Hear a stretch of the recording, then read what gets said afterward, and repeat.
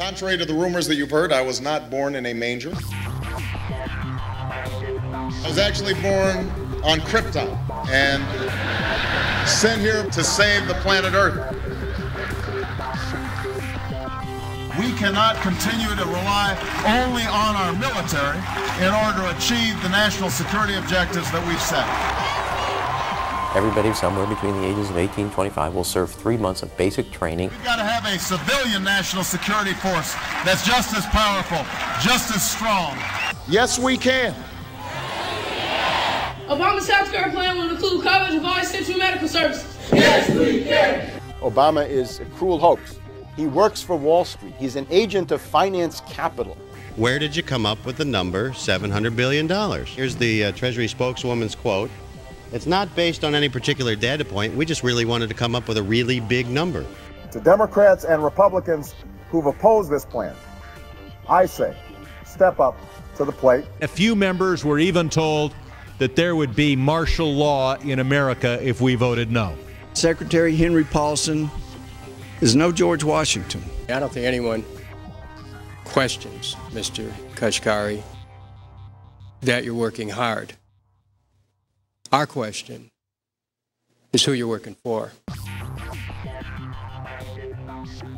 Obama pledged that he would resume the Security and Prosperity Partnership talks between Mexico and Canada that President Bush initiated.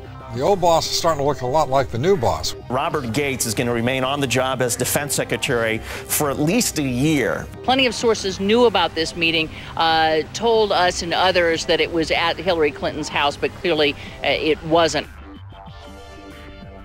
We've got to give them a stake in creating the kind of world order that I think all of us would like to see. We see you causing a depression so you can blow out the economy and consolidate it and bankrupt it. We know that you are enemies of free humanity, and we are here standing against your tyranny.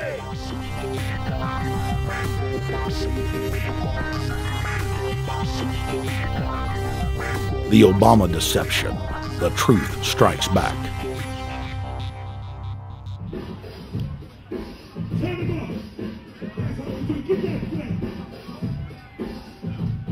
Barack is like the manager of Burger King. All presidents are, including Bush. It's like this: when your fries are cold, if your burger is not done right, you go back to Burger King, America, or your government, and you say, my burger's cold, I want new fries. First, you go to the cashier, that's the courts. You argue to the courts. The courts, if you can't get no justice with the cashier, you say, let me see the manager. I want to go to the Supreme Court. I want to see the president. The manager comes out. Hi, what can I do for you? Now the manager can override the decisions of the cashier, but you never get to see the franchise owner of Burger King. If you really have a problem with your burger, you need to go see the franchise owner. We need to go to the top or to the bottom. We need to go to where the real architecture of government is. And it's not in a president, it's in a global scheme. Politics in America today is identical to pro wrestling. And what I mean by that is, in front of the cameras and the public, we all hate each other. I'm going to kick my opponent's butt. I'm going to whale him from here to high water and beat the crap out of him. Yet behind the scenes, we all are friends going out to dinner. Went to dinner together. And it's all a work. All intermarried. Show business. It's showbiz. And that's what you have today in politics. The Democrats and Republicans aren't really opposed to each other. Left and right mean nothing. The only thing that counts is, are you working for Wall Street or you're trying to defend the people against the financiers? It's pretty obvious that there's some gigantic financial institutions that have been pulling the strings of politicians in this country for a long time. And just the fact that we have it set up where they can donate millions of dollars to these guys' funds, these guys' campaigns. I mean, how do we not expect it all to go bad? America in 2009 was desperate for change. The past 8 years had been a disaster. Those weapons of mass destruction got to be somewhere. Maybe under here.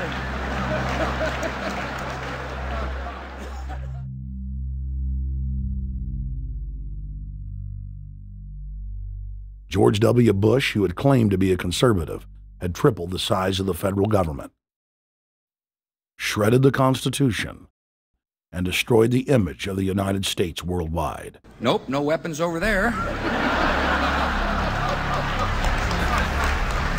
Endless wars, over 1 million dead Iraqis, and more than 5,000 dead U.S. troops.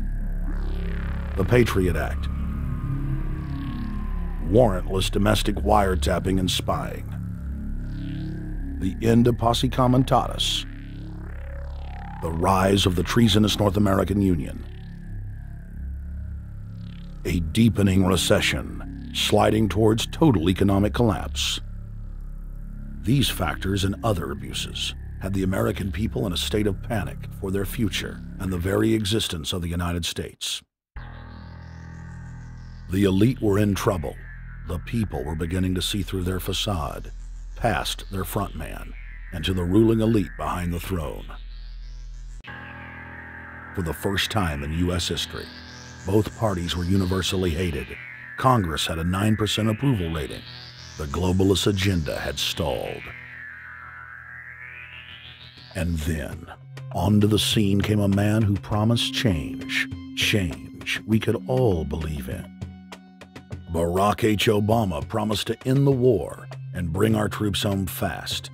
He pledged to uphold the Constitution and to stop the federal government from spying on the American people. Candidate Obama told American workers that he was going to get them out of NAFTA and GATT, and he's already breaking those promises. In this film, we will prove that Obama says one thing and does another, and that he works for the very same elite interests that Bush served, the very interest engineering the financial collapse and formation of a dictatorial world government.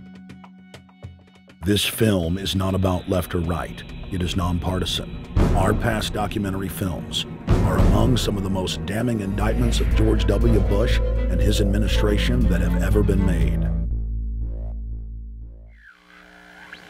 If humanity has any hope of effecting real change for the better, it will not come from the Madison Avenue false reality makers who have cast Barack Obama as the savior of the world. To alter our course from tyranny to liberty, to defeat the corrupt elite, we must get past the puppets and confront the real power structure of the planet. Now we can see a new world coming into view. A world in which there is the very real prospect of a new world order. Webster Griffin Tarpley is an accomplished geopolitical analyst and historian. Among his scholarly works are the unauthorized biographies of George Herbert Walker Bush and Barack Hussein Obama. Since Bush the elder made his speech at the United Nations back in September of 1990 talking about the New World Order, I think I've become confused about what's actually going on in the world. The New World Order is a more palatable name for the Anglo-American world empire. It's the planetary domination of London, New York, Washington over the rest of the world. It's hard to get people to join that or think they have a part in it if you call it the Anglo-American world empire. If you call it the New World Order, then people in India or someplace like that or the European Union might think, well, there's something in that for us too. But that's not what it is. It's the Anglo-American New World Order. It's really the old world order. It's the British Empire morphing into the American Empire. The U.S.-British world empire is what you're going to get. Combines of powerful men have always battled with each other over the levers of power. Gerald Celente is recognized as one of the world's foremost trends forecasters and is the founder of the Trends Research Institute. People that are knowledgeable know that the fight that this country has been waging since its inception is for the central bankers not to take over the country. And that's why people like Andrew Jackson were elected. And that's why people revere people like Thomas Jefferson and others. The takeover has happened, and it's a corporate takeover. Agents of the Bank of England attempted to assassinate President Andrew Jackson on multiple occasions because of his resistance against a private central bank being set up in the United States. And it was something that Abraham Lincoln warned. And this is, by the way, why I believe he was assassinated. This is the Lincoln quote. "The money powers prey upon the nation in times of peace and conspire against it in times of adversity. It is more despotic than monarchy, more insolent than autocracy, more selfish than bureaucracy. I see in the near future a crisis approaching that unnerves me and causes me to tremble for the safety of my country. Corporations have been enthroned. An era of corruption will follow, and the money power of the country will endeavor to prolong its reign by working upon the prejudices of the people until the wealth is aggregated in a few hands and the republic is destroyed." Wall Street has killed Main Street. So I know how unpopular it is to be seen as helping banks right now, especially when everyone is suffering in part from their bad decisions. I promise you, I get it. Up until about the Kennedy assassination and the beginning of the war in Vietnam, the United States is a very powerful engine for world progress. It's the assassinations, the Kennedy assassination, and the others in the 1960s, the beginning of the Vietnam War, and the beginning of the absolute domination of the Wall Street Group over every other interest. Nobody else counts except the Wall Street money masters. That has now made the United States into no longer a force for progress, but something very different, often a force for destruction in the world. The military-industrial complex has taken over the country along with the Wall Street gang. If you look also at the people that Obama has put on his appointments list, it's all Wall Street. It's government of Wall Street, by Wall Street, and for Wall Street. There's nobody from heavy industry. There's nobody from the auto sector, nobody from Silicon Valley, nobody from big oil, nobody from defense, no labor, no women, no retirees, no small business, nothing. It's pure Wall Street. The only people who have a voice in Obama's councils are Wall Street finance oligarchs. That's all there is. Nobody else counts for anything under Obama. It's the most extreme Wall Street administration we've ever had. Before his death, President Woodrow Wilson apologized to the public, regretting that he had been deceived by a group of international bankers and the country's financial system had fallen into their iron grip via the Federal Reserve Act of 1913. Whether sought or unsought by the military-industrial complex, the potential for the disastrous rise of misplaced power exists and will persist. Dwight D. Eisenhower, he warned the people that the military-industrial complex was taking over the country. Only 3 years after leaving office, President Eisenhower's prophetic warning concerning the threat posed to our system of government by the military-industrial complex came to pass. President John F. Kennedy had enraged the entire elite network. Now, Kennedy was brought in as somebody who was expected to be a puppet. It was thought that his pro-Nazi father, Joseph P. Kennedy, the bootlegger, the speculator, would guarantee that Kennedy would be obedient to the establishment.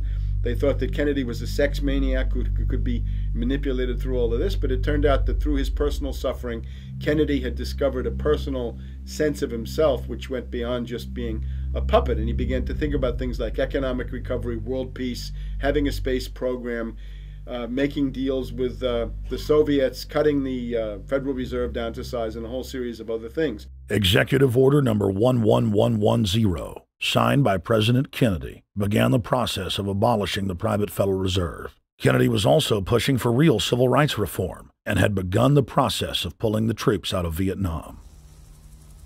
The last time you had an actual president was Kennedy. The oligarchs took swift and decisive action.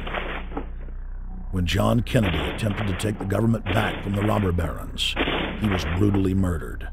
The message to future U.S. presidents and leaders across the world was clear: do as you're told or die. John Fitzgerald Kennedy was the last true president of the United States. And until the globalists are removed from power, we will never have another real one. The other thing about the American presidency you've got to remember is that this is a puppet post. It's automatically going to be a puppet post. The idea that Obama is somebody who's going to come in and exercise real authority when he's obviously been chosen and given everything that he's got by these financiers. Presidents are now little more than corporate pitchmen who take all the political heat, while the controllers remain in the shadows, safe from public scrutiny. Hip-hop icon KRS-One is not just known for selling millions of albums. He has led a tireless crusade against youth violence and has been a strong voice for human rights. If they controlled it before, what makes you think they're not controlling it now? The country was on a verge of revolution. They threw a black man up. Now we like this. They give him the money, they give him the bundling, they give him vote fraud, they give him the media whores, they give him goons. They even have elected officials making threats to put people in jail if they criticize Obama in public. All of this is the mark of a puppet. And that means that he is a puppet, actually more of a puppet than anybody else, more of a puppet than Mrs. Clinton would have been, even more of a puppet than McCain. He's the maximum puppet that we've had certainly since Jimmy Carter. They put a black face on the New World Order, and now we all happy. KRS ain't buying it. In the real executive power structure, the president serves the military-industrial complex. It's self-owned by the international bankers. If there's a revolution, the population just throws out the prime minister or president. The elite stays in power because the public is never aware of who the real enemy is. In Evian, France in 1991, standing before the Bilderberg Group, the apex of the world government power structure, David Rockefeller defined the New World Order as a system of world government serving the international banking elite. For decades, the banker-owned media would attack anyone who dared to warn the public that a dictatorial world government was being constructed right under their nose, and that national sovereignty was being deliberately destroyed. And now, after years of denial, the media and the elite themselves are proudly announcing that not only is world government real, but it is the answer to the financial crisis that they carefully engineered. Suddenly, the Wall Street Journal tells us that the North American Union is here, and that getting rid of the dollar for a common currency with Canada and Mexico is good.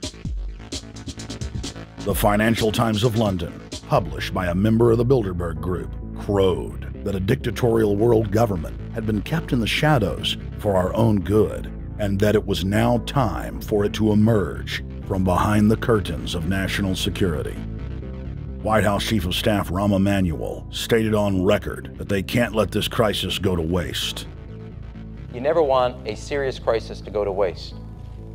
And what I mean by that, it's an opportunity to do things that you think you could not do before.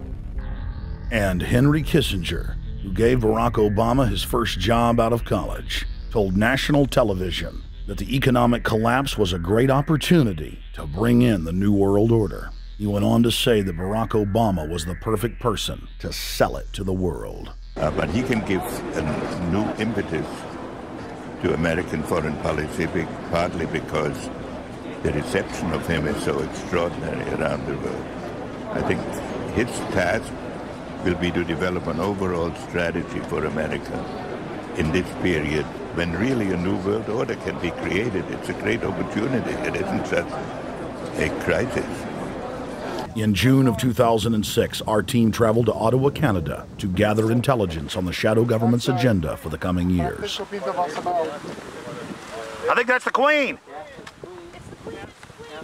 Investigative journalist and best-selling author Daniel Estulin had been tracking the Bilderberg Group for more than 16 years. His moles inside Bilderberg informed him that the elite were planning to first run the price of gas up to $150 a barrel, unimaginable in 2006.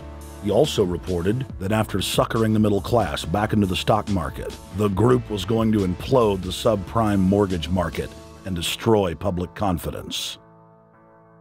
Well, one of the things that we're getting from this morning's conference was about the energy crisis, the price of oil. The afternoon conference, which started about 4 o'clock, 4:30, they were talking about one of the American delegates, I wasn't told who exactly it was talking about the the concern that the American citizens have had with the housing prices going down, so they're not investing that money. So what they needed to do is they needed to create the illusion that everything is going well. So what they're going to do over the next year and a half, is to bring the market back up to 1998, 1999 levels.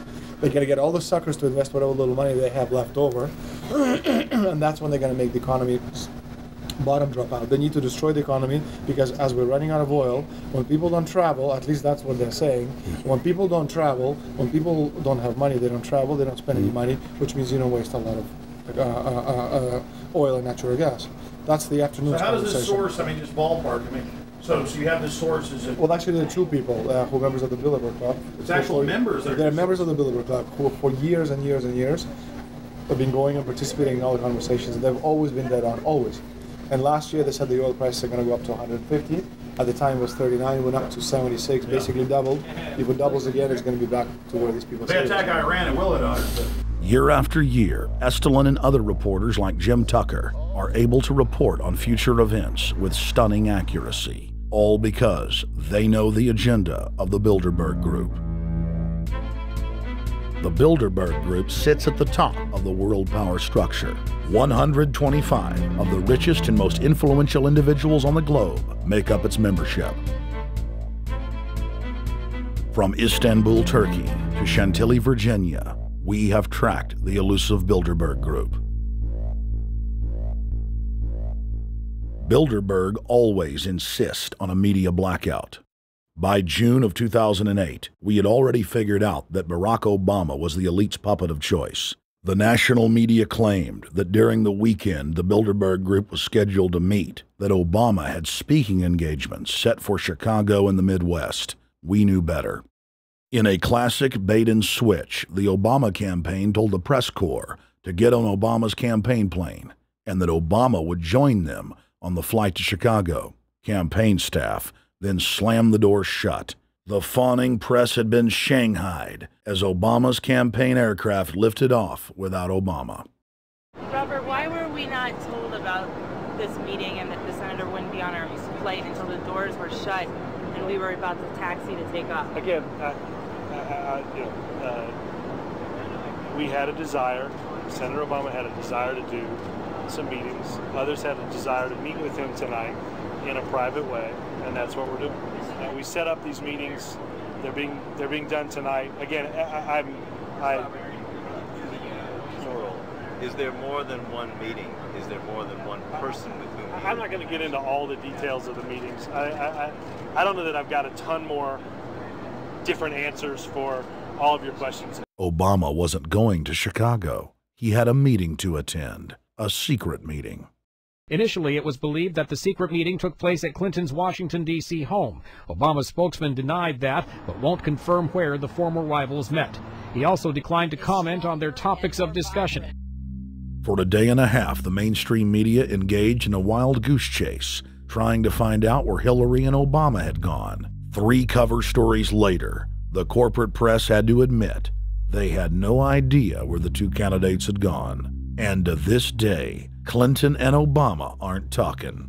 Plenty of sources knew about this meeting, told us and others that it was at Hillary Clinton's house, but clearly it wasn't. In 2008, the trail led us to the Westfields Marriott Hotel, right outside Washington, D.C. We just flew into Washington, D.C. We're driving to the Westfields Marriott. Tomorrow, the hotel's closed throughout the week into the weekend for the Bilderberg Group meeting. But we're going to check in the night before. They're going to kick us out tomorrow. So we're going directly into the belly of the beast. The hotel will be filled with at least 5 spy agencies: CIA, Defense Intelligence, Mossad, European Union security. We checked into the Westfields Marriott 48 hours before hotel guests were scheduled to be thrown out ahead of the annual meeting. The building was nestled in the heart of the military-industrial complex, with the National Reconnaissance Office and Raytheon just a stone's throw away.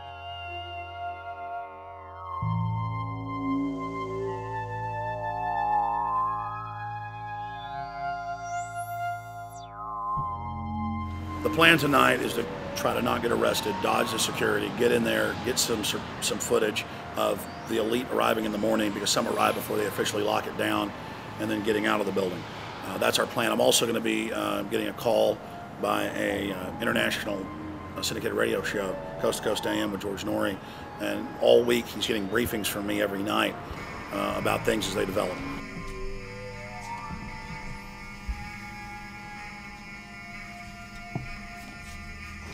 George, we're sitting here in the room. As the phone rings with your producer, Tom Danheiser, to put me on, the fire alarm goes off. So everybody is exiting the building. I know this is a setup. They timed it exactly when this happened. Open the door. I want them to hear the fire alarm. Open the door. I want people to hear this live to the 16 million people listening.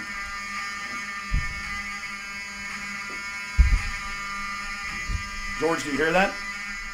Now, they're going to use this as an excuse. The Westfields Marriott, right outside D.C. in Chantilly, they want to use this to flush us out of here. They're very upset. Everybody that covers Bilderberg, I was detained 2 years ago, interrogated, screamed at. They said Bilderberg was upset about me, wanted to stop us.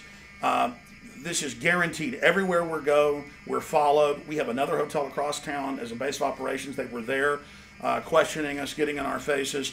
We're being followed everywhere. I need everybody's support right now. I pray to God they don't try to set me up. They may have tried to concoct this as some way to say, look, they didn't leave during a fire drill, assessing me knowing I would stay and do the interview. But again, the moment the phone rang with Tom Danheiser, the moment the phone rang, the guys answered it, I'm standing there, the alarm goes off.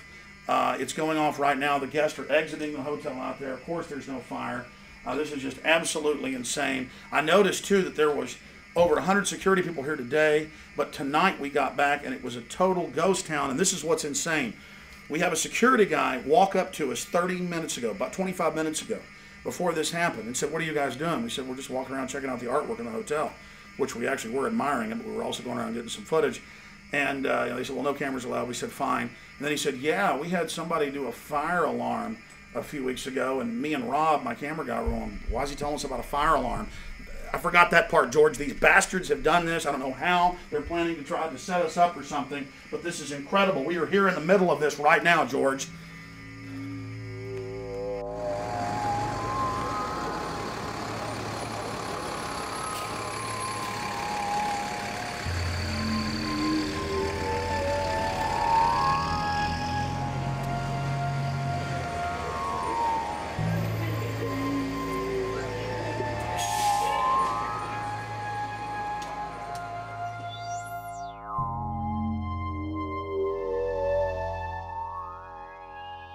There you go, stay there, keep it locked.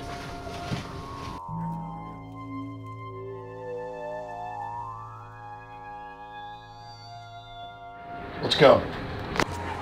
Let's get out of here now, Richard. Don't screw around anymore. We got out of here on exactly the right time. Is this the way out? Yeah.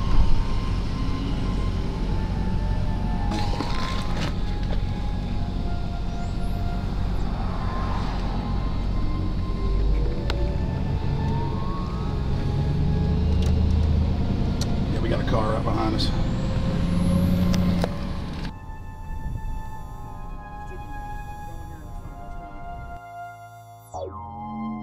You made about, what, 5 turns and 6 turns, the same car's following us? Now he looks like he's following us into a... He came out of Bilderberg, he came out of the Westfield. Being a little bit subtle, but... Not too. So there he is. That's him over there in the blue green car. Yeah.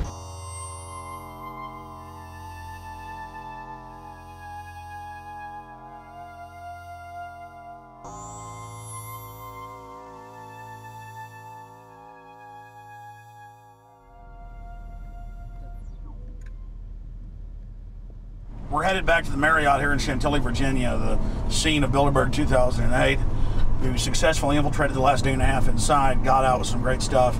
We've been tailed, and now we're going back to cover the dignitaries, the elitists, as they arrive. And right now is the prime time for them to start arriving for the next 3 or 4 hours. We took about a 30-minute break. I'm sure we missed a few, but it doesn't matter. Because we've got scores of people that just organically are listeners, info warriors that are out here taking action.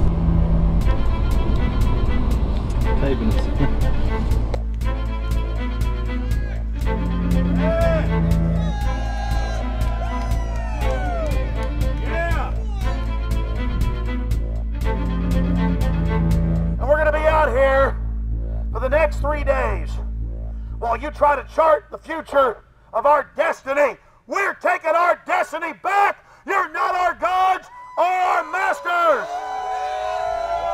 We witnessed at least 7 convoys of armed Secret Service entering the Westfields Marriott, and internal sources confirmed that both candidates did attend at least one meeting inside the conference. While the Bilderberg Group was 100% successful in 2008 at keeping their name out of the mainstream media, they did not fare as well when it came to the exploding independent press.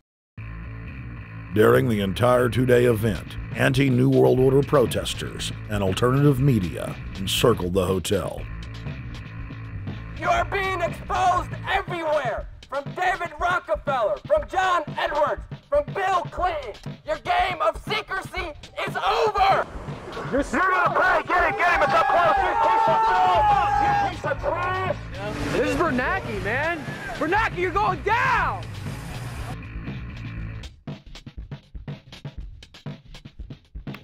Obama, we know you're here, Obama. You cleared your schedule for the next 3 days. We know you're in Virginia. Arch criminals! New World Order scum! We are not your slave scum! Brave Americans came from all over the United States and bullhorned the main conference hall at close range as the global power brokers schemed inside. You are criminals! You control the central bank, you control the currency, and you're turning our beautiful country and world into a nightmare! The global elite are desperate to keep their organizational meetings a secret. They are keenly aware that if the population discovers that policy is being developed covertly by powerful special interest, the people will revolt. It is our duty to expose these criminals. It's a criminal act under federal law for federal officials to have private meetings to discuss world policy with non-federal workers. So everybody from the State Department, Treasury Department, White House, Defense Department, and others who show up, as they always do, they're committing a criminal act simply by being here to attend a secret meeting with officials from other countries to discuss U.S. policy in the world. So literally it's a criminal act. And every newspaper, every broadcaster has a patriotic duty to expose these scum and the evil they project. The election primaries served as a great diversion, while the true future course of the nation was being set behind closed doors. You've got, obviously, the Bilderberger Group, founded by the former Nazi Prince Bernhard of Holland.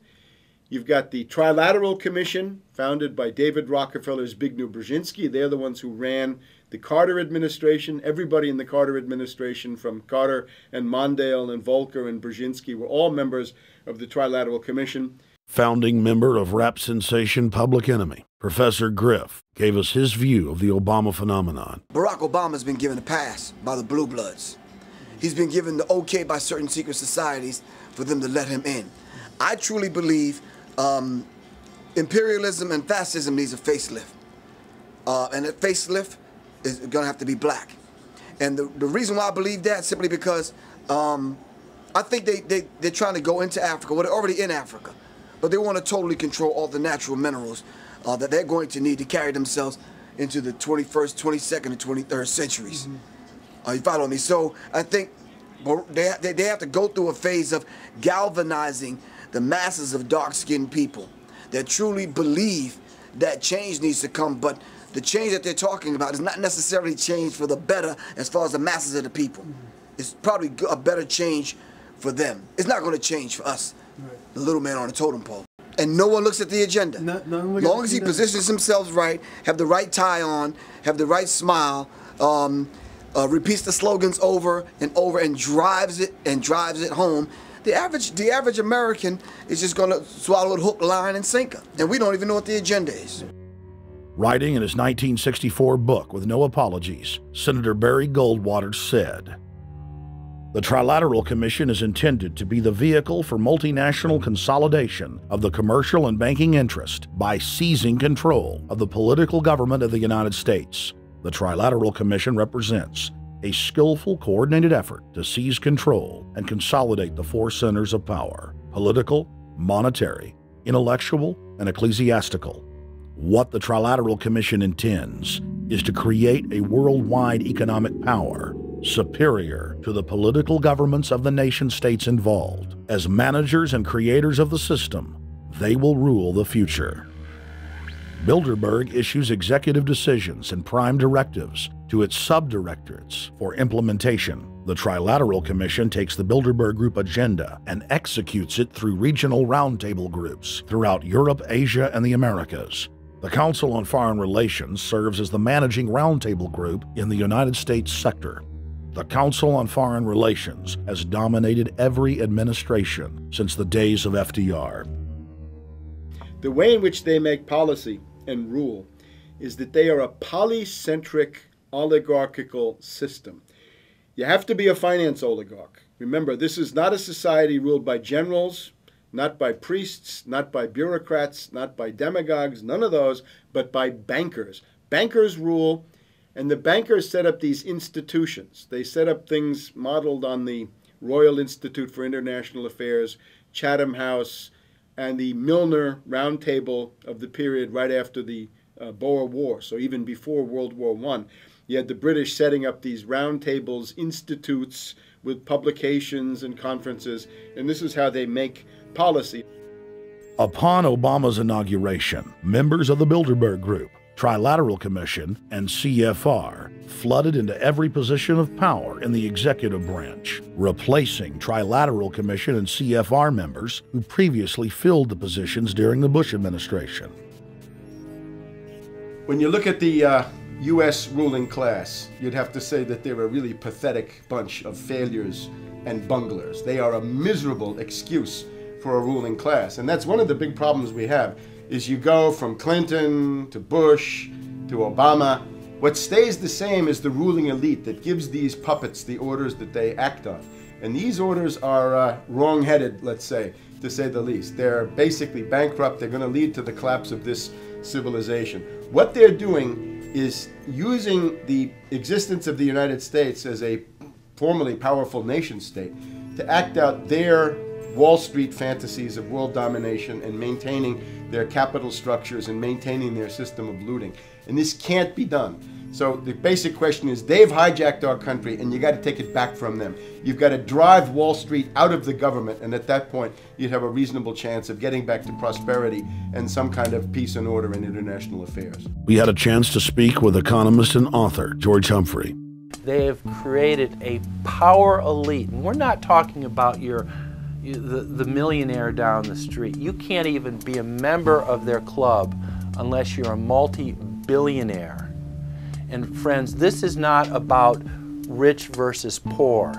This is about a very, very small handful of the worst criminal element on this planet, manipulating and destroying the good people of this nation and of this world. About this Obama with change. Look at the people he's put in to mastermind the economic recovery.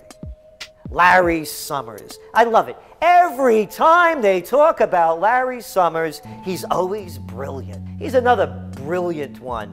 He's the one that helped dismantle the Glass-Steagall Act, the banking act that was put in place in the 1930s, so the banks couldn't become the banksters that they become. In the 1990s, you had the beginning of the derivatives bubble, thanks to people like Alan Greenspan, Rubin, Summers, a lot of the people who are now back in the Obama administration.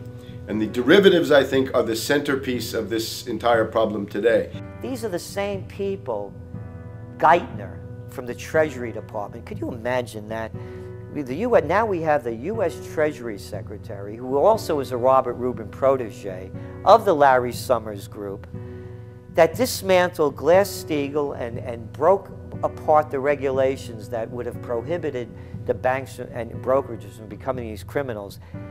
He was the former president of the New York Federal Reserve, And now he's our Treasury Secretary? And as we all know, the Federal Reserve is as federal as Federal Express. It's a private bank. And now we've put this guy in charge of it? I mean, Wall Street has hijacked Washington in broad daylight. Every single one of his appointments support the status quo. Every one of his appointments are there to screw the American people. Every single one of his appointments are people who are working to bring down the Republic and the Constitution of this country. Secretary of the Treasury, Timothy Geithner, Bilderberg Group and Trilateral Commission member. Secretary of State, Hillary Clinton, is a Bilderberg and CFR member. She is also married to Trilateral Commission member William Jefferson Clinton. Ambassador to the United Nations, Susan Rice, Trilateral Commission.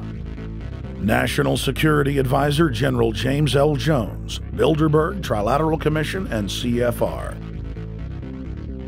Deputy National Security Advisor Thomas Donilon, Trilateral Commission, CFR.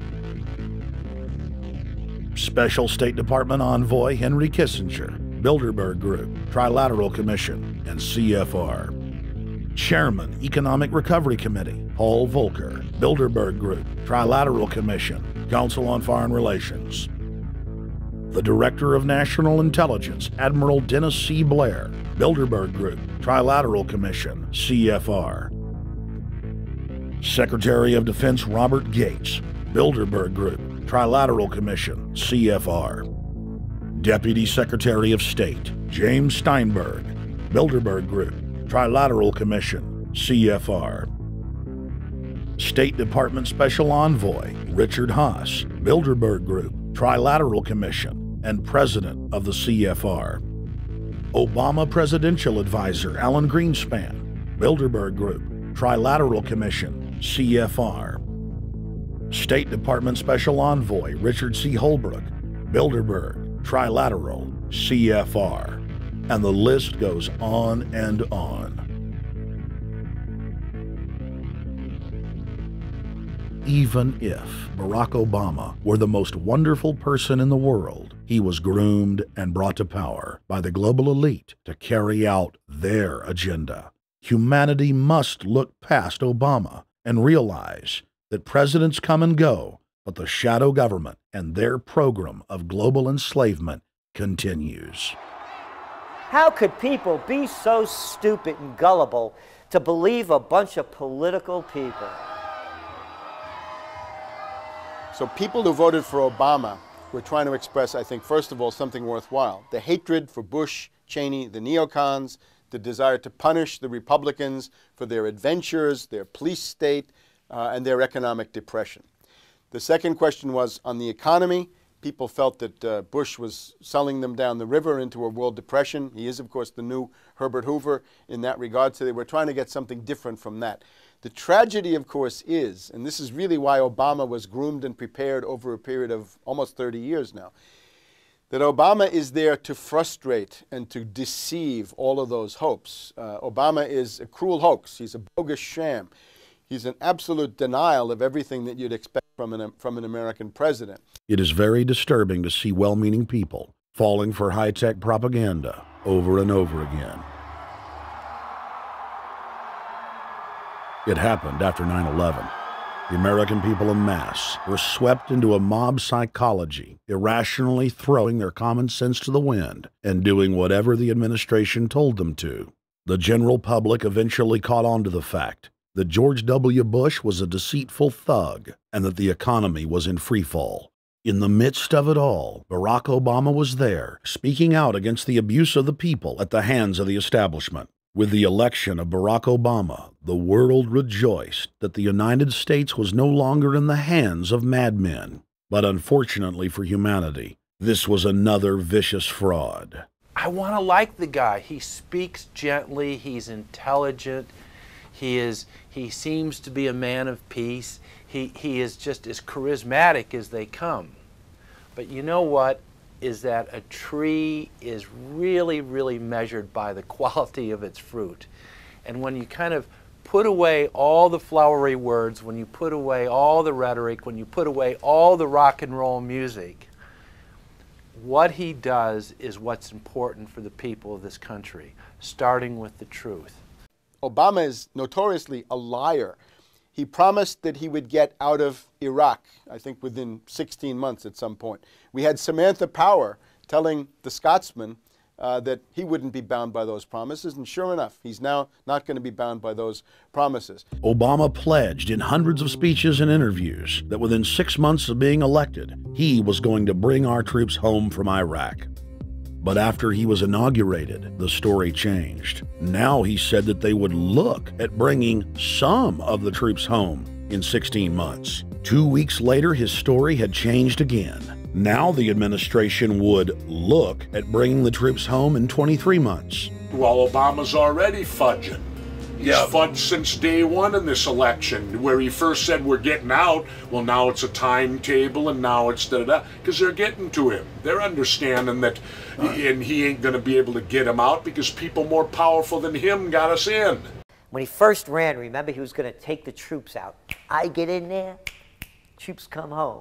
Day one. There is no military solution in Iraq, and there never was. I will begin to remove our troops from Iraq immediately. And then that went to 16 months. And now he's going to add, they're saying, another 30,000 or more troops to Afghanistan. Next, he sent 30,000 more Marines to Afghanistan, doubling the total number of forces in the crosshairs. Barack then announced that he was going to move missile systems into Eastern Europe to encircle Russia. But after all, what should we expect after he kept Bush's Secretary of Defense Robert Gates? The outcome of this policy is if you're constantly meddling near the Russian borders with these fascist creeps, IMF, NATO agents like Yushchenko of Ukraine or Saakashvili or Georgia, or these Kaczynski twins in Poland, or various collections of people in Latvia, Lithuania, Estonia, you're tied to these gangsters, and if they decide to start a war, that rapidly escalates into thermonuclear World War III. This is worse than the neocons. Bush and Cheney never got as far as Brzezinski, Soros, and the other people running Obama. Barack Obama swore that he would vote to repeal the Patriot Act, but then he voted for its reauthorization. Obama decried the Bush administration's illegal warrantless wiretapping of the American people. Then he voted to legalize it. Obama pledged that he would filibuster any attempt to give retroactive immunity to the telephone companies, the telecom companies, except he then turned around and voted for that bill. Most people don't know, for example, that he voted to reinstate the Patriot Act and more government wiretapping. Candidate Obama told desperate factory workers in speech after speech that he was going to renegotiate NAFTA and GATT to make it more fair for American workers. It is absolutely true that NAFTA was a mistake. But then his campaign was caught sending out memos to top corporate leaders, telling them not to worry and that it was just campaign rhetoric. We had Obama saying, you know, I'm against free trade. I don't like NAFTA and all those free trade sellouts. We had Austin Goolsbee going to the Canadian diplomats and saying, don't mind him. He's just popping off. That's just election era rhetoric. Doesn't mean anything. Presidential candidate Barack Obama was publicly criticizing the North American Free Trade Agreement in a bid for votes, but privately telling Canadian officials not to worry about it. He said that he was going to bring us peace in the Middle East. He said that he was going to bring us transparency and a balanced economy. He said that he was going to not have lobbyists. He said he was going to clean up government. He said he was going to work for the environment. And point by point by point, within the first month of his inauguration, he has lied and deceived and cheated the American people.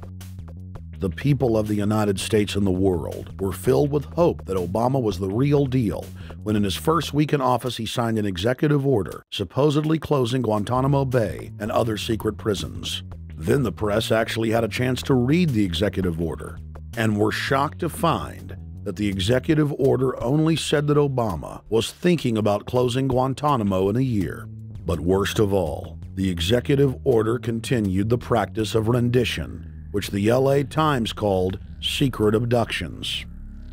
They don't know. They think that he's signed off immediately on closing Guantanamo, but he's allowing prisoners now to be taken to foreign countries and not knowing where they're sending them and to be tortured in foreign countries. They don't know that they kept that provision in there.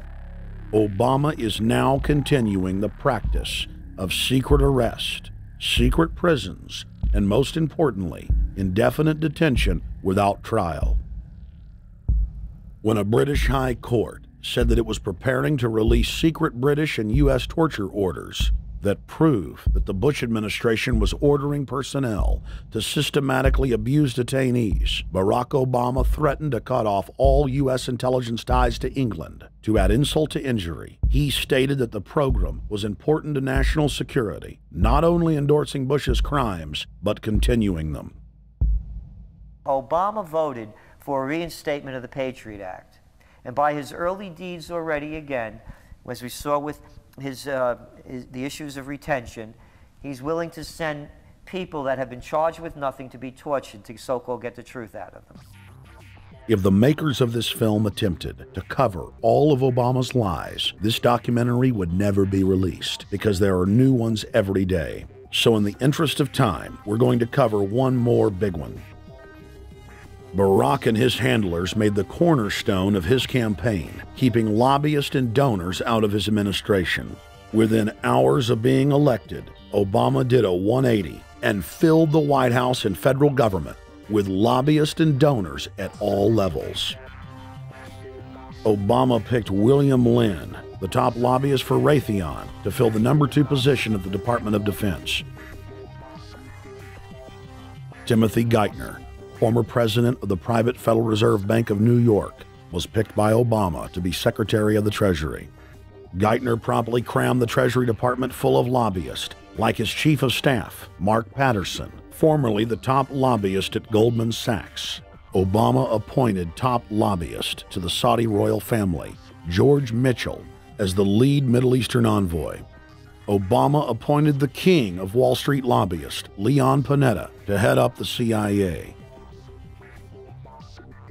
Obama tapped Tom Daschle, top lobbyist for healthcare firms, to run the Department of Health and Human Services, and the list goes on and on. Then, 3 weeks into his administration, Obama launched a new lie, more outrageous than the previous. With Academy Award-level conviction, he said that he was upset about the banker bailout, which his own chief of staff, Rahm Emanuel, another former Wall Street executive, had engineered. Obama said that he had signed an executive order capping the CEO's salaries of those who had taken the bailout money. There was just 2 problems. All the major banks and brokerage firms were exempt, and the new order only dealt with any future bailouts. And those were to be on the honor system. What gets people upset, and rightfully so, are executives being rewarded for failure. AIG, Bank of America, and Citigroup, which have received billions in bailout money, don't fall under this plan. Only banks negotiating future agreements with the government will be restricted. But this appears to be built on an honor system, and White House Press Secretary Robert Gibbs had a hard time explaining how enforcement would work.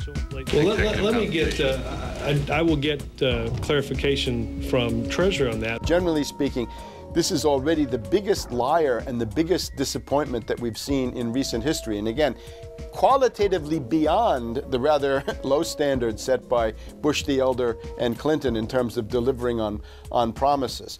Bottom line, Obama is a fantastic actor and an even better liar. His track record is clear. He has done the opposite of everything he told the people he would do. They'll make up one lie after another. And if you believe these people, knock yourself out. I don't believe a word they say. Within 1 month of the passage of the first banker bailout bill, the press reported that over $5 trillion had just disappeared out of the U.S. Treasury. By December, the amount of money that had been stolen had reached $8.5 trillion. The leadership of both political parties circled the wagons and would not discuss where the money had gone. In the Fed! In the Fed! In the Fed! In the Fed! Informed Americans protested the private Federal Reserve System at all 38 of their regional governorship offices. Arrest Bernanke and Paulson! Arrest all the criminals that stole the banker bailout money! It was refreshing to see people standing up against the real power structure, not being distracted by the elite's frontmen like George W. Bush and Barack Obama. We traveled to Dallas, Texas to cover We the People taking on the real enemy. Hey, I want to talk to the workers up there on the parapet. The ones smoking cigarettes that just jumped back. You're with the American people, we know that. But understand, ask the workers inside. You're not in a federal government building. You're in a private Federal Reserve that uses that name as a fraud. That'd be like if my first name was Federal Reserve Jones. I'm still not the federal government. I'm not a federal agency. But if I said my name was Federal Reserve, I could go out and pay off politicians and get them to allow me to get into power so I could issue the currency and credit, and then I could buy up the world. That's what these criminals have done. A lot of people think that the Federal Reserve is already part of the government. They're not. It's controlled by cliques of unelected, unaccountable bankers meeting in secret. Most of these people have never even been through the formality of a Senate hearing or a Senate confirmation. They claim that they're part of the U.S. government. They masquerade as if they were part of the U.S. government. But in reality, this is a purely private operation. Jackals, hyenas, raptors, all of them loyal, not to the American people, but to the Wall Street banks, which is where most of them come from. Everyone is pointing to Barack right now, President Obama, as saying, you got to get the economy together. You got to get the economy together. When in fact, the president has very little to do with the economy. It's the Federal Reserve Chairman that at least sets the policy. That's a privately owned company, the Federal Reserve Bank. They set the agenda. These guys are masquerading as a federal institution. They are a private banking consortium, and this is their front, their holding company. The Federal Reserve is not federal. It's a front for a private banking cartel. That's on record in congressional testimony, and they're the ones orchestrating the economic collapse we're seeing right now, so that's why we're here. While at the In the Fed rally outside the Federal Reserve Bank in Dallas, Texas, we spoke with Ron Paul's brother, Wayne Paul. 1913, the Federal Reserve Act was passed, floor of the House, where 3 members of Congress were on the floor. At that time, they only needed a majority of votes to pass it. So in 1913, the Federal Reserve Act was passed. 20 years later, 1933, under Roosevelt, the United States was declared bankrupt. And in 1933, the Federal Reserve Private Bank says, okay, USA, what are you going to pledge as collateral on the debt you owe me? What happened by 1936? Does anybody know? We instituted Social Security system, and you and I and our children and our children's children were pledged as collateral on the debt of our government to the Federal Reserve. And that's where we're at today. It took 20 years to make this country bankrupt, and since then, our government has operated under emergency powers of our government. It is not the president that makes the decision in this country. It's the Secretary of Treasury who turns around and is put in there by the Federal Reserve to manage the bankruptcy. We've been in bankruptcy ever since. So to print $700 billion and to give it away, how do they get away with it? The manager of the bankruptcy is told by the Federal Reserve this is the way to go. That's where we're at today. Yes, we should point out, Congressman Ron Paul now has a huge amount of sponsors for a bill in the House of Representatives to abolish the private Federal Reserve crime syndicate. In 1913, the money power of the country was taken away from the people. By constitutional privilege, it belongs with the Congress, but it was given up in the Federal Reserve Act. The Federal Reserve is no more federal than Federal Express, but yet it has the power to determine the direction of use of money in our economy. If we could take that power back and put the Federal Reserve under Treasury, we start to be in a position of being able to control monetary policy on behalf of the United States people. The Federal Reserve is totally private, and Alan Greenspan 2 weeks ago on PBS on Lair NewsHour said on record that they are above the law, the Congress, the President, everyone. No court can do anything. We run America. What is the proper relationship, what should be the proper relationship between a chairman of the Fed and a president of the United States? Well, first of all, the Federal Reserve is an independent agency, and that means basically that there is no other agency of government which can overrule actions that we take. So long as that is in place and there is no evidence that the administration or the Congress or anybody else is requesting that we do things other than what we think is the appropriate thing, then what the relationships are don't frankly matter. Notice what Greenspan is saying. Greenspan is saying the Federal Reserve is beyond the law. And in reality, they are in practice beyond the law. Nobody, as far as I know, has ever audited the Federal Reserve. One of the first things we ought to do when we nationalize the Fed is go in there and find out the audit. Who stole money? Who engaged in corruption? There's a whole series of people going back to Volcker, to Greenspan, to Bernanke, and so forth. Think of the arrogance of a private group of banks that have bankrupted the nation by design so they can repo the country. A private group of banks that loaned us our own money back are telling us they're above the law. You are not above the law, criminals. No one is above the law. No one is above the law, and the private Federal Reserve sure as hell isn't either. Since the founding of the Federal Reserve back under Woodrow Wilson, the Federal Reserve has struck out 3 times. They didn't stop the crash of 1929. They didn't stop the banking panic of 1932, 1933. And now they are the cause of the derivatives crisis because they're the ones who inflicted derivatives on the world with Alan Greenspan. Instead of our economy being about goods and services and real products and manufacturing, it's all about these guys, the private Federal Reserve that masquerades as a government entity who controls the issuance of currency and credit. They're the ones that have cut off the liquidity in the market. They told us have a debt-based economy. Then they cut it off once they get us under their thumb and implode the economy so they can consolidate it. And that's what they're doing right now. I mean, it's in their own documents, it's in their own statements.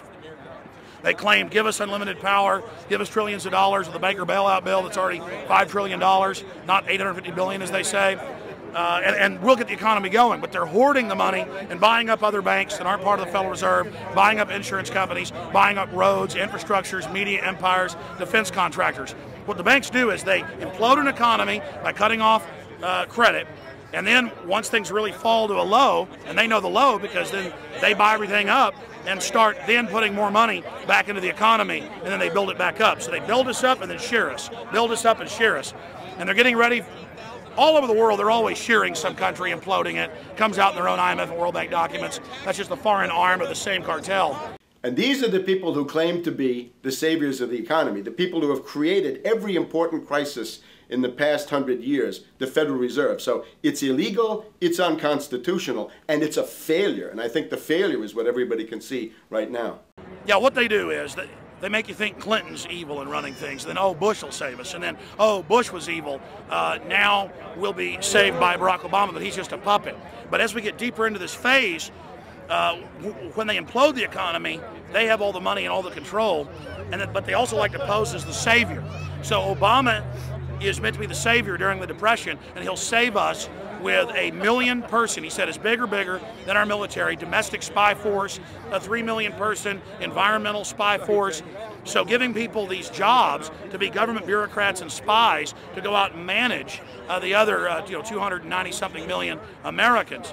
And so this is classical fascism. The communists also do it. Any vertically integrated command and control authoritarian system does this. So they're openly following what the same group of banks did in Germany, Russia. It's in the Communist Manifesto to have a private central bank, because the private central bankers actually wrote the ideas that they had Marx and Engels put out. People go, well, why would the banks want communism?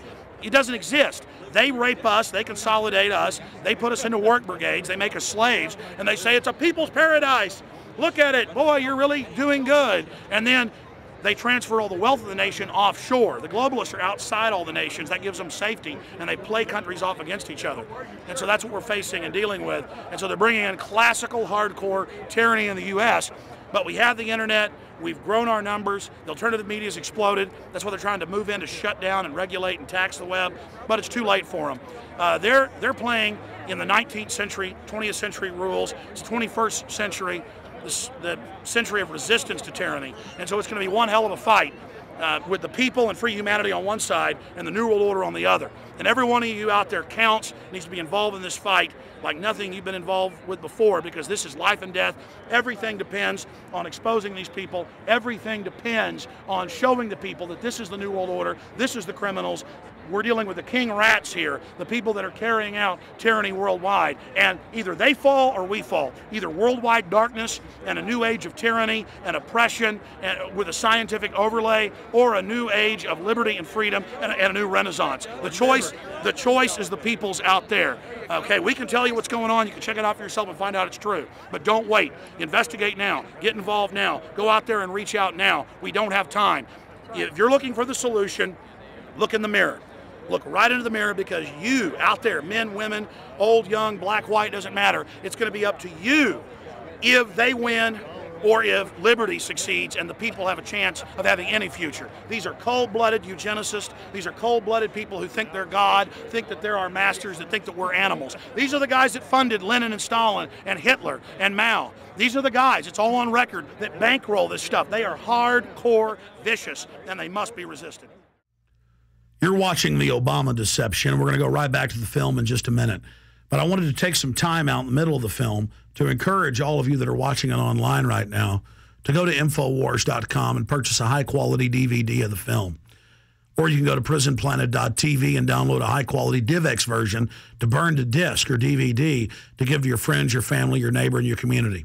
I also want to challenge all the viewers out there to take time out to write notes as you watch this film and to check all the claims that we've made for yourself, because I'm confident in the information presented here. And I want you to not trust me, but to know for yourself, to know in fact that Obama is a betrayer and a liar, a Judas goat, a Trojan horse to bring in the one world government. So again, I want to thank you for watching The Obama Deception. You can go to Infowars.com and get a high-quality DVD, or watch it in super high quality and burn disc to give your friends, your family, your neighbors, and warn the public at PrisonPlanet.tv. Now let's cut right back to The Obama Deception. Up until about the Kennedy assassination and the beginning of the war in Vietnam, the United States is a very powerful engine for world progress. It's the assassinations, the Kennedy assassination, and the others in the 1960s, the beginning of the Vietnam War, and the beginning of the absolute domination of the Wall Street Group over every other interest. Nobody else counts except the Wall Street money masters. That has now made the United States into no longer a force for progress, but something very different, often a force for destruction in the world. That doesn't need to remain that way. The interest of the American people is to fight to take your government back from Wall Street and make the United States a force for progress in the world, which we easily could do if we could just break the power of the people behind Obama. The main banks of Europe, which were started by Adam Weishaupt and Rothschild, the Banque Nationale de Paris, the Bank of England, the Bank of Italy, have all financed the messianic and war leaders of the last 200 years. Napoleon, Lenin, Stalin. They backed Adolf Hitler. They backed Franklin Delano Roosevelt. And they are backing right now Barack Obama.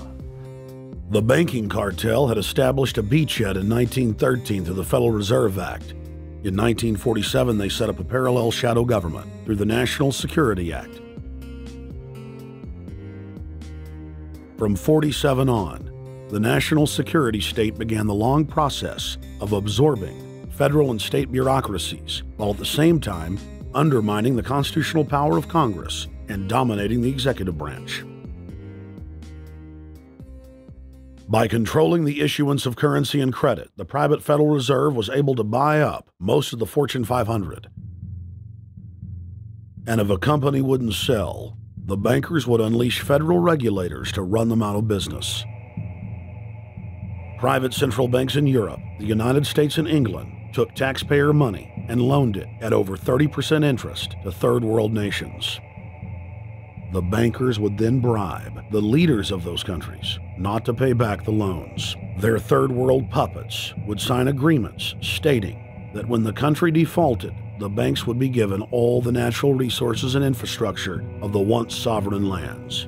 But worst of all, the countries would pledge future taxes paid by the people in perpetuity as profit to the private banks. By the year 2000, there were few nations that had not fallen to the designs of the money power. The globalists were now ready to start their final phase of world government takeover, the destruction of the Western nations' economies. To carry out their final takeover, they first removed banking regulations like the Glass-Steagall Act in the late 1990s. This allowed their front companies to issue unlimited credit to the world and to set up colossal Ponzi schemes, the likes of which the world had never seen. The scams were advertised by the controlled corporate media as completely legitimate. Because of the fantastic returns, private investors, corporations, state and local governments invested heavily. They had taken the bait, hook, line, and sinker. To destroy confidence, in late 2007, the bankers themselves began to badmouth the scams they had created. Next, the central bankers cut off the tsunami of fiat money that they had been using to pump up the bubble. When Congress and the public refused to write the finance oligarchs a blank check, the bankers began to engage in financial terrorism. They said that the world would go into another Great Depression unless their demands were met, further destroying confidence. The stock market instantly had its biggest one-day loss in history, but even that wasn't enough to force Congress to capitulate to the offshore banks. Senator Inhofe of Oklahoma and Congressman Brad Sherman of California, amongst others, told the world that the entire Congress had been threatened with martial law by the White House and the Treasury Department if they didn't pass the so-called banker bailout bill. The only way they can pass this bill is by creating and sustaining a panic atmosphere. That atmosphere is not justified. Many of us were told in private conversations that if we voted against this bill on Monday, that the sky would fall, the market would drop 2,000 or 3,000 points the first day, another couple thousand the second day, and a few members were even told that there would be martial law in America if we voted no. That's what I call fear-mongering. Unjustified. The final version of the bill was kept secret from the Congress until minutes before the vote on October 3, 2008. The Federal Reserve had promised total transparency, that every dime would be accounted for.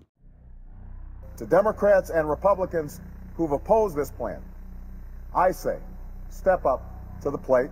Let's do what's right for the country at this time, because the time to act is now. To prevent the possibility of a crisis turning into a catastrophe. After its passage, the public learned with horror that the bill was really a financial coup d'etat by Wall Street. The bill didn't just give $700 billion to the banks. It was a blank check. And as of February 2009, $9.7 trillion has disappeared into a black hole. Within 24 hours of its passage, Secretary of Treasury Henry Paulson said they were no longer going to use the money to unfreeze the mortgage market by buying bad debt. We went to Congress. Illiquid assets look like the way to go. As the situation worsened, the facts change. I will never apologize for changing an approach or strategy when the facts change.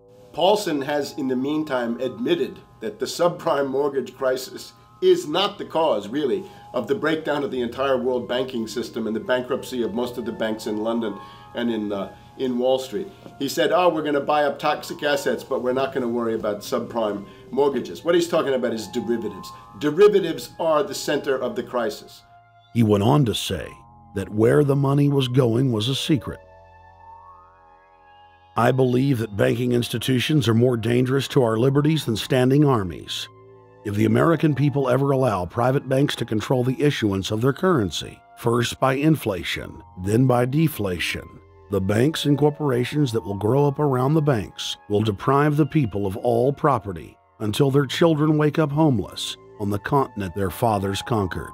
The issuing power should be taken from the banks and restored to the people, to whom it properly belongs. Thomas Jefferson, 3rd President of the United States. Secretary Paulson came in with the Vice President and Fed Chairman Bernanke and made all these assurances that there was absolutely a critical, immediate need to get rid of the corrosive derivative products, you know, all the different names for this, you know, ubiquitous, you know, sub-S retraded credit default swap, blah, blah, blah, blah. Okay? But they talked about them as though they knew what the hell they were. You got the money and you immediately said, what items, what auction? Now, the Treasury just basically cut that out of the bill. And what we have here is a situation where banks are hoarding the money that they're getting from the TARP. They're using the money to purchase other banks. And all of a sudden, the Treasury sent a signal to the banks, forget about it.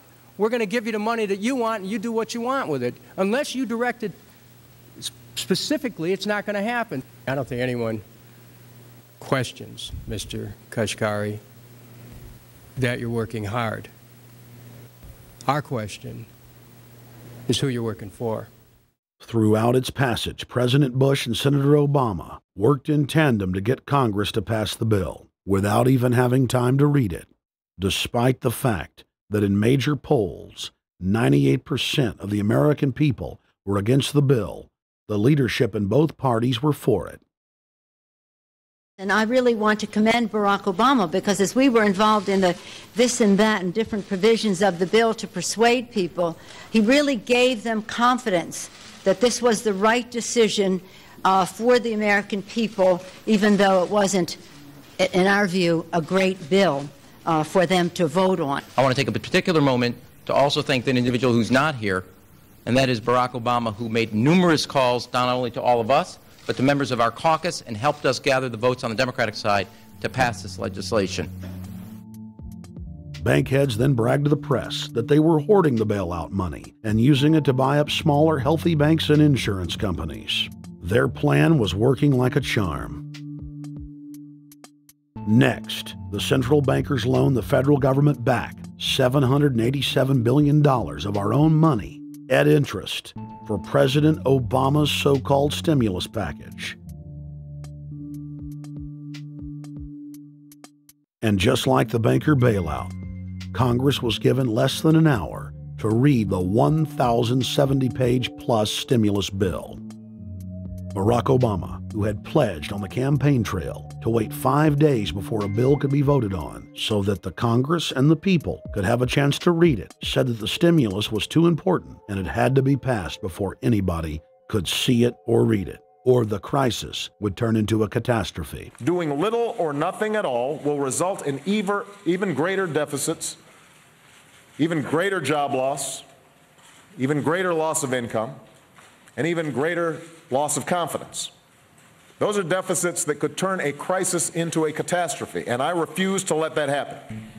After its Friday passage, in gangster fashion, President Barack Obama took a 4-day vacation and said that there was no rush to sign it. The spending bill was really a takeover bill, designed to further federalize the states and to pay off rich donors that had donated to both parties. As the world slid deeper into depression, the bankers celebrated the fire sale that they had created. I believe the phrase burdens of the office is overstated. Yes, can I?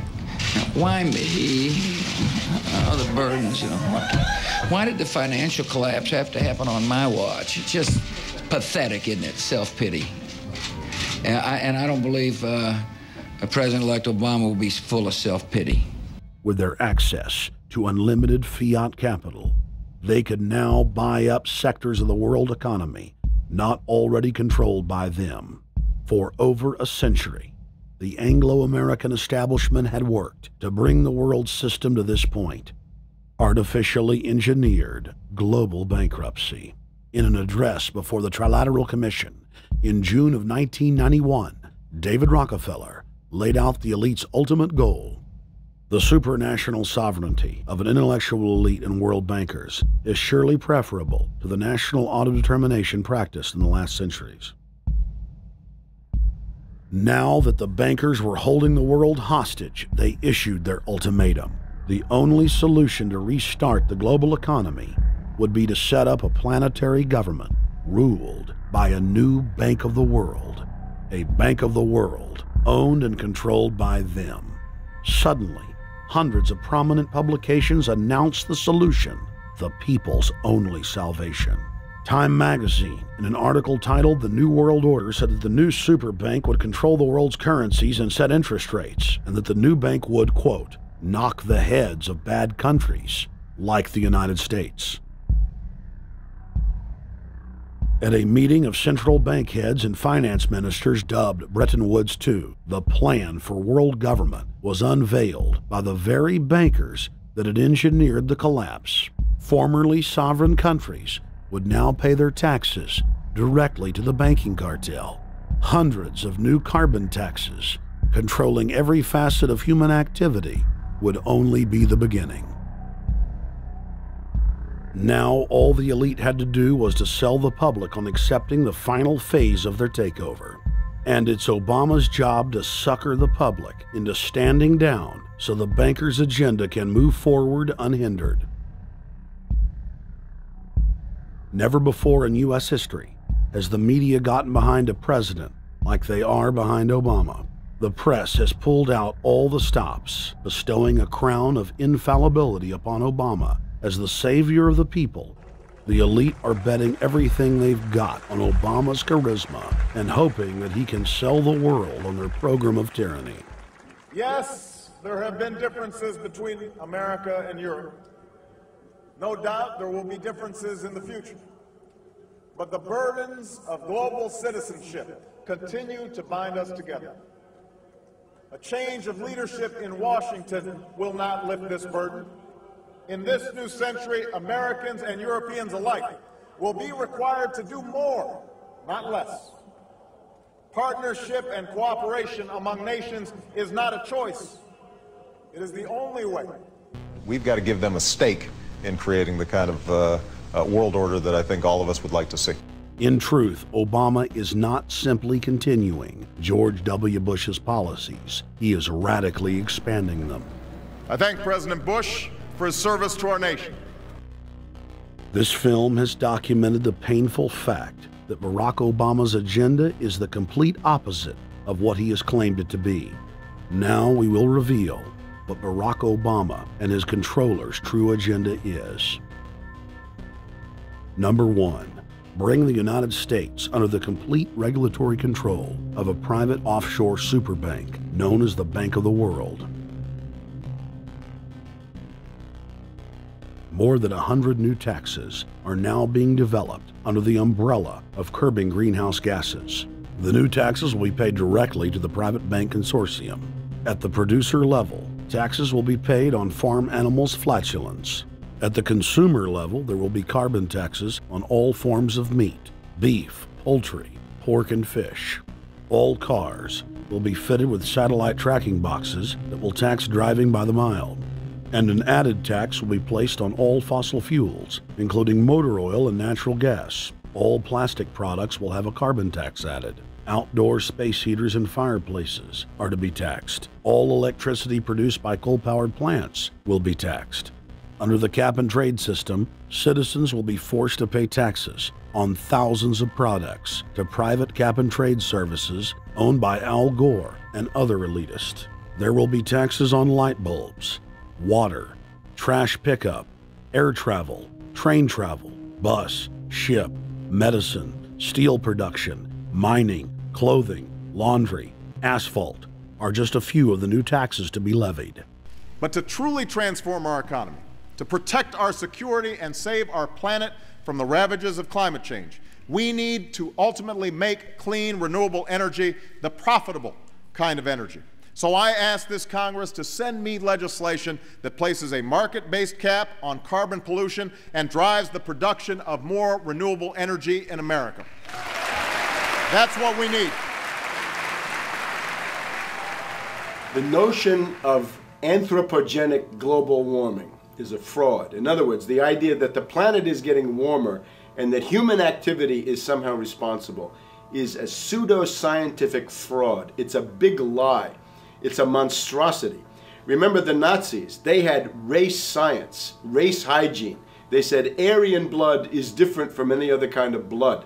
This was, of course, idiocy, a fantastic piece of nonsense. Today, we got something similar. Global warming caused by human activity, and the answer to that is carbon tax plus cap and trade, according to the wishes of Al Gore, Prince Charles, and basically the entire world banking community, the world oligarchy. What they're trying to do with that is to perpetuate the current system where bankers rule the world, financiers rule the world, and the rest of us get the crumbs from the table. But remember, if you try to put on cap and trade and a global warming carbon tax with the idea that you're going to save the polar bears, what you're going to do is destroy human society. You're going to cause genocide on a massive scale. The deaths will be measured in the hundreds of millions and indeed in the billions. Just the idea of global warming means that there'll be no development for Africa, no development for the poorer parts of Southeast Asia, and no world economic recovery of any kind ever in our entire lifetime. So it's important to expose and fight the pseudo-scientific fraud of global warming. One more point about this. You don't need a climatologist to know that this stuff is a fraud. I'm a historian.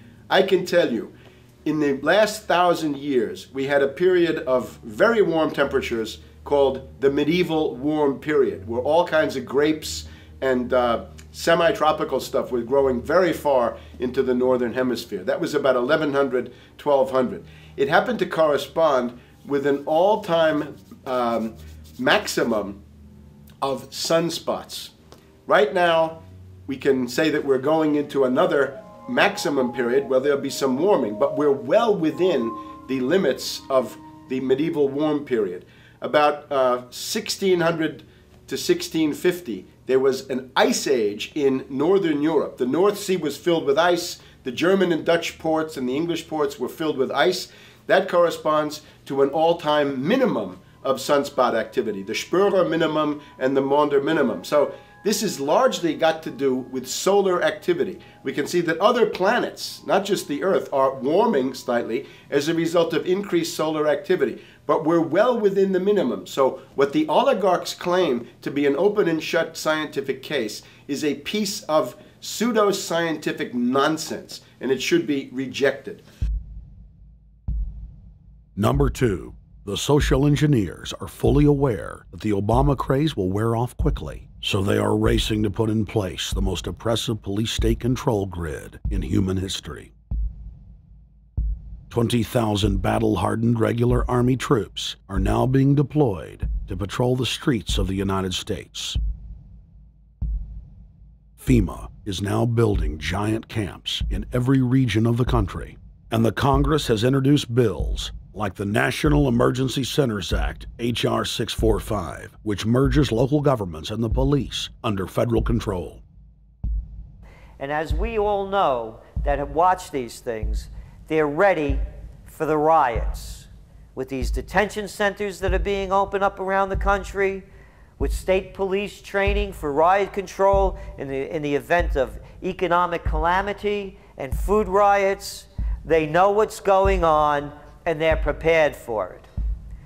So people better also prepare for it themselves. Anyone that's not prepared for what's going to happen, they deserve what they get, because there's enough information out there pointing to the problems, and they should take all precautionary actions. Next, Obama ordered the Defense Department to issue DoD Directive 1404.10, establishing a 1 million-person civilian army under his control. Simultaneously, Obama launched USAService.org. The new website deceptively masquerades as a federal agency, but in reality is a recruiting tool building a separate, completely private army outside of government that takes orders directly from Obama's controllers. Barack Obama has refused to rescind Presidential Decision Directive 51, signed by George W. Bush. The directive plainly states the president is a dictator and that Congress is ceremonial. We cannot continue to rely only on our military in order to achieve the national security objectives that we've set. We've got to have a civilian national security force that's just as powerful, just as strong, just as well funded. President Obama and his Chief of Staff, Rahm Emanuel, have repeatedly stated on the record that all Americans below the age of 64 will be forcibly conscripted into federal service. Citizenship is not an entitlement program. It comes with responsibilities. Everybody somewhere between the ages of 18 and 25 will serve 3 months of basic training and understanding in a kind of civil defense. Now, it doesn't always have to be service in uniform. One of the things that if you talk to our generals, they are desperate for is a civilian counterpart to our military forces. So is this compulsory then? Well, you have to, in the sense, it's required of everybody, 18 to 25, 3 months. And at some point at that point, you do it. Obviously, I'm not going to say perfect legislation. We'll work that process through. You could do it during a college summer, or you could do it after high school.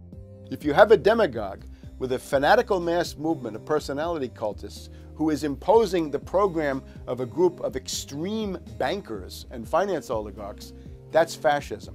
Obama's transition site, change.gov, proclaimed that middle school and high school students will be forced to serve the federal government.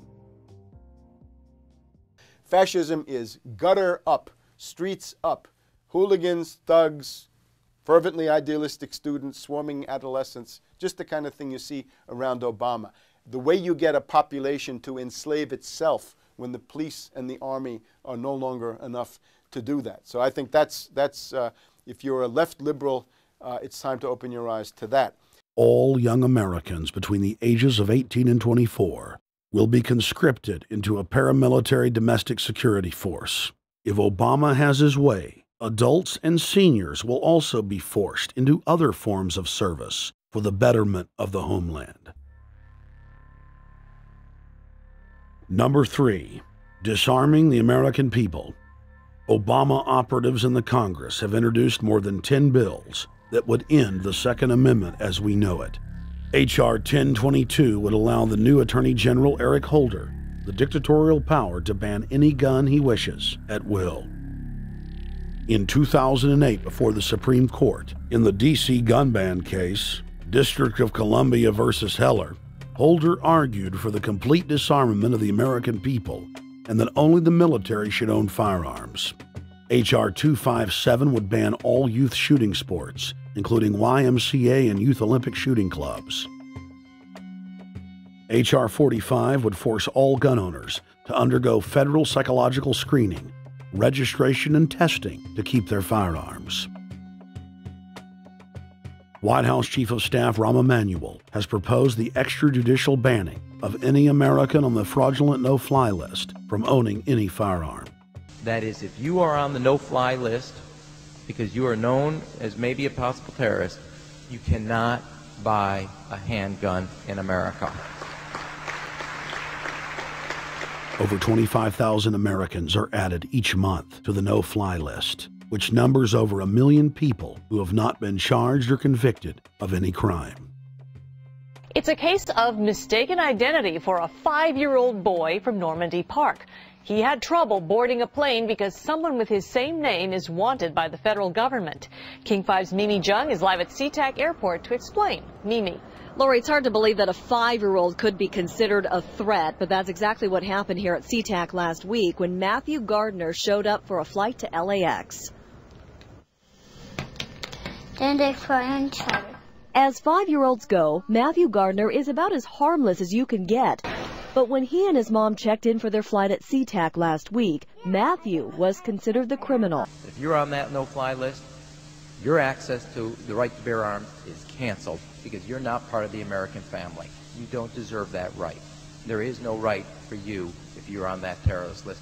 And even though this Matthew Gardner is only in kindergarten, TSA workers still conducted a full-blown search. They searched all of our belongings. They took everything apart piece by piece.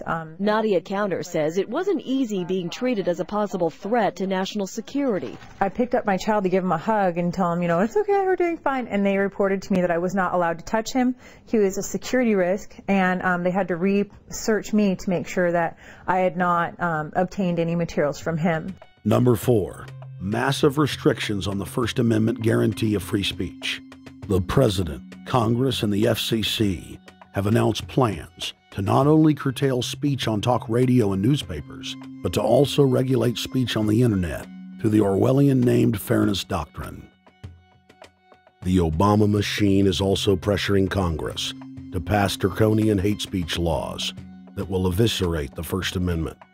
Number 5, they plan to further federalize health care so that the government can dictate what kind of care citizens receive.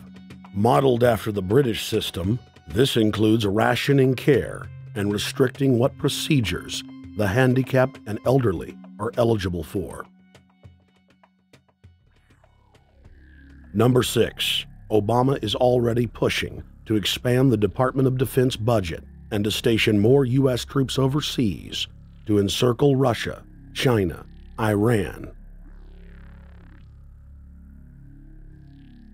as well as setting up bases in Africa under the pretext of humanitarian aid, and dominate and occupy Africa through AFRICOM. So we're taking your phone call, seeing what you think of Barack H. Obama. Is he a Judas goat? Is he a front man? Is he a betrayer? Let's go to Anthony in Georgia. Anthony, what's your take on Barack Obama? They put the face of Barack Obama as part of their public relations because it's like in the old folk tales about vampires. A vampire cannot force his way into somebody's house. It's against some kind of metaphysical law. So the vampire has to persuade the resident of the household to open the door and invite him in. So they're going to look at the peephole at Barack Obama, which looks like them and appears to be on their side. They're going to say, okay, here's my ally. Let me open the door and let me let this person in. And then Barack Obama is just, of course, a front man for the American empire, where he's going to have the entire U.S. Navy, the entire U.S. Army, and the entire U.S. Marines under AFRICOM command. And, of course, he's going to turn it into a new Iraq, and he's going to turn it into a new Afghanistan. Everything, every operation that you see going on in Iraq and Afghanistan is going to propagate to the poor countries of Africa. And well, sir, I agree with you. Sir, I agree with you. They're looking to the people. They see a handsome, smiling African face. You know, he's all, hey, I'm from Kenya. And then it's a total bait and switch. But it's the same thing here in the United States where they would get sellout Native American chiefs to sell out their people. This is the oldest trick in the book. And he can also pacify the most downtrodden minority groups in the United States. And he's saying, hey, get ready for sacrifice. Get ready to lose your standard of living. They're like, yay, I love Obama. They could never get away with this with a John McCain. Obama basically does a couple of things. One is, again, this idea, kick the Chinese out of Africa. Kick them out of Sudan where they get oil. Kick them out of Zimbabwe where they get raw materials. Start a civil war in Congo, another big source of raw materials. Al-Qaeda, an arm of the U.S. intelligence community, is now active in Algeria, Tunisia, Morocco. You've got a destabilization going on in Kenya around Odinga. That's Obama's cousin. This is a guy who has two children. They're Obama's niece and, well, nephew in a broad sense. And one of them is named Raul, and the other one is named Winnie, after Winnie Mandela, who did the necklacing and political assassinations in South Africa. So this Odinga is essentially a CIA destabilizing operation in Kenya, and he's got a Odinga Islamic Alliance to crush the Christians in Kenya, but this also reaches into Ethiopia, it reaches into Uganda, Congo, Tanzania, and a whole bunch of other countries in that region. So all of Africa is a battlefield in flames between the U.S. and the Chinese, with Obama leading the charge to kick the Chinese out for geopolitical reasons. Number 7, radically expand federal control over family farms and ranches through the Animal ID and Premises ID system. Number 8, accelerate the merger of the United States with Canada and Mexico under the Security and Prosperity Partnership. He is also accelerating the transfer of remaining federal authority to unelected quasi-governmental bodies like the World Trade Organization. Number 9, Obama must convincingly play the part of the president and convince the people of the United States that the buck actually stops with him. This is critical to the globalist master plan because in 4 to 8 years, Obama must take the blame, as Bush did, for the New World Order's horrific agenda. At that point, the elite will put a new puppet in the ceremonial seat of power and build him up as the savior, only to tear them down again. And so the process is repeated over and over. For their program to work, it is essential that the people not learn that the presidency is now nothing more than theater, because if they did, the people would stop looking at the pawns and start looking for the king. Through this system of deceit, the elite's criminal agenda can continue forever because the people waste all of their political energy debating the media spectacle instead of investigating the globalist agenda. Number 10, it's Obama's job to sell the public on globalist policies that aren't in the people's best interest, but the overlords have many salesmen. His most important function is to protect the criminal oligarchs from prosecution while they loot the economy worldwide, start new wars, and engage in torture. They're called Generation O, and they were the key to Barack Obama's White House win. During the campaign, Barack Obama used the internet like no other candidate before him, harnessing the energy of millions of his supporters. But the question now is, what to do with this young, eager, energetic army? This gives Barack Obama and his administration contact information for so many people, so next time he needs to push his legislation, he can contact all these people. Kennedy-esque. I feel as though this was like when John F. Kennedy was elected. Shouting, smiles, and tears. It was the scope of Obama's victory that was most impressive.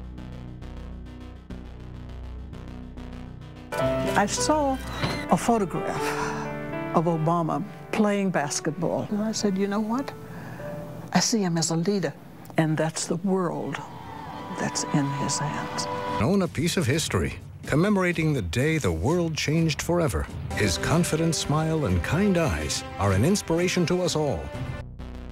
In summation, Barack Obama is a Madison Avenue created fad. All of the crazed Obama worship, being pushed by the corporate media, is scientifically designed to capture the public in a net of peer pressure mass euphoria. If the New World Order can just distract the public for a few more years, the elite can finish constructing their police state control grid. Now, a lot of times, we don't want to know the issue. Right. We don't want to know the issue. We feel, what do you call this thing where you get this false sense of gratification, but because a black man is in office, everything's going to be all right. No, everything's not going to be all right. Yeah. Until you look into the agenda on what the Democratic Party has been about, is about, and will be about, regardless if Barack Obama is the president or not. And that's real. Barack Obama is the perfect Trojan horse. He makes the people feel like they finally have a place at the table, even as he betrays them. I won't have to worry about paying my mortgage. Oh, it's such a blessing to see you, Mr. President. Thank you for taking time out of your day. Never in my life would think that this would ever happen. Sadly, many Obama supporters can't see what's right in front of their faces because they've already invested their very identity in this artificially created cult movement. Throughout history, it has happened over and over again. People turn their intellect over to cult of personality mass movements, and it's happening again. The evidence presented in this film is documented fact. And those that ignore what history has taught us do so at the peril of us all. As frightening as the information in this film is, there are many things we can do to stop the globalist agenda dead in its tracks. First, we expose the cult of Obama for what it is, a sad hoax. Next, realize that we are all being propagandized 24/7. Investigate all information for yourself, be it political parties, the media, or this film. Be aware of the tricks that the elite use, like the staging of false flag terror attacks and other crises. Rediscover the Constitution and Bill of Rights. Promote a culture of true liberty. There is a reason the internationalists are attempting to destroy the sovereignty of all 50 states. They know it is one of the biggest threats to their domination. The federal government has been completely hijacked by foreign interest, and more than 25 states have recognized this fact and are moving to block the New World Order at the state level by declaring their 10th Amendment powers. But most important of all, there is a huge awakening taking place in the United States and across the world against the globalist agenda. Free people everywhere are joining together and saying no to corruption and tyranny and no to world government. This is the center of endurance, and endurance is what wins wars. Not how many people you kill, but how long can you endure. George Washington lost almost every battle he had, but he endured. He out-endured the British. And that's how the battle was won, endurance. And each and every one of you watching this, every single one of you, is just as important as the people who were our founding fathers, as that you are just as important as the Sons of Liberty who met in the 1770s to philosophize about freedom, to philosophize about a republic, to philosophize about a truly free country with a republic. There's 1 billion people on the planet. It only takes one to change it. Are you the one? There may be everybody in your classroom bugging out. Your whole school may be on fire with kids wilding, bringing guns. But are you the one? Nature has a way of abundance. Nature puts out a lot of stuff looking for the one. So if you're going to go along with the trend of let's just kill each other, let's disrespect each other, then you're part of nature's plan as well, to be part of just the excess. But if you think more of yourself than just being the excess, you'll do more for yourself. Are you the one? Everybody's not gonna make it, but you have an opportunity to save yourself. Well, we don't have to look back thousands or even hundreds of years to see how dangerous this present day situation is. We can look back to Bolshevik Russia. We can see the takeover by the Bolsheviks talking about the people's revolution, talking about the positive change. And Lenin came in and then Stalin. The fact is that over 40 million Russians between 1925 and 1940, good Russians, people who were Christians, people who had their own businesses, people who were educated, they were exterminated because they had their own business, because they were educated, because they believed in God's law. We can look over at Germany. Germany was in a very, very terrible economic situation, and this very charismatic leader called Adolf Hitler comes in. He makes the roads good, and he promises a better life for the people. And within 10 years, you see a completely nationalized, centralized, dictatorial situation where millions and millions of people were exterminated. And then we can go to Maoist China. Mao came in, he promised change, he promised a better life, and within 5 years, 60 million Chinese were exterminated. They don't teach that. They don't teach that in the schools these days, and it wasn't that long ago. And I pray to God that this will not happen in the United States. And the way it won't happen is if you and your friends and all of us together take action to say no. This country is too precious. It's too wonderful. It's too good of a place to lay down as a victim. Greatness could arise once we break the shackles of the government that's holding us back. One thing America has more than any other country is an entrepreneurial spirit. One thing we have more than any other country is the ability to be innovators. You know, if I was born in Italy, I wouldn't be the trend forecaster I am today because I would have been locked into a culture of thinking one way. We have that freedom of expression and freedom of thought that could free us to create greatness again if Big Brother doesn't come down on us harder. Humankind is at a historic crossroads. The forces of globalism are marching towards absolute despotism. Look in the mirror, count the cost, and decide, are you going to let history repeat itself? Or will you stand tall with freedom lovers everywhere and stop the completion of a world dictatorship?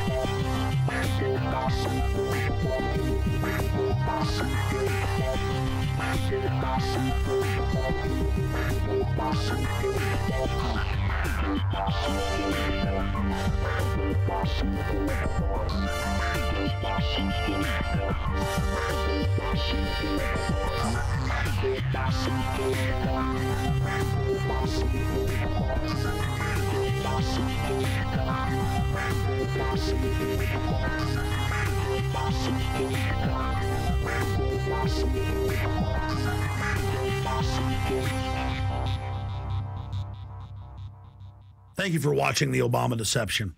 I want to challenge all of you out there who are shocked by this film to take time out to research the claims of this documentary so that you will discover that we've told you the truth and that, frankly, it's far worse than we could even present here in the limited time we had. And once you find out the claims in this film are true, I want to ask you to do the only thing you can do. Spread the word. Warn your friends and family, your neighbors, about this deception, about this betrayal. We have to warn the people that Barack Obama, despite his fancy teleprompters and his silver tongue, is nothing more than a New World Order frontman, a pitchman, selling you tyranny. Please get the high-quality DVD at Infowars.com. Make copies of it. Get it out to people. Wake them up. Let them know the threat. Let them know what the New World Order and the global banking system is doing. Download high-quality copies at PrisonPlanet.tv. Whatever you do, get the truth out to the people. Because as Thomas Jefferson said, all that evil men and tyrants need to flourish is that good men and women do nothing.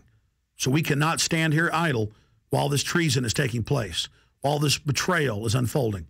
Thank you so much for watching The Obama Deception.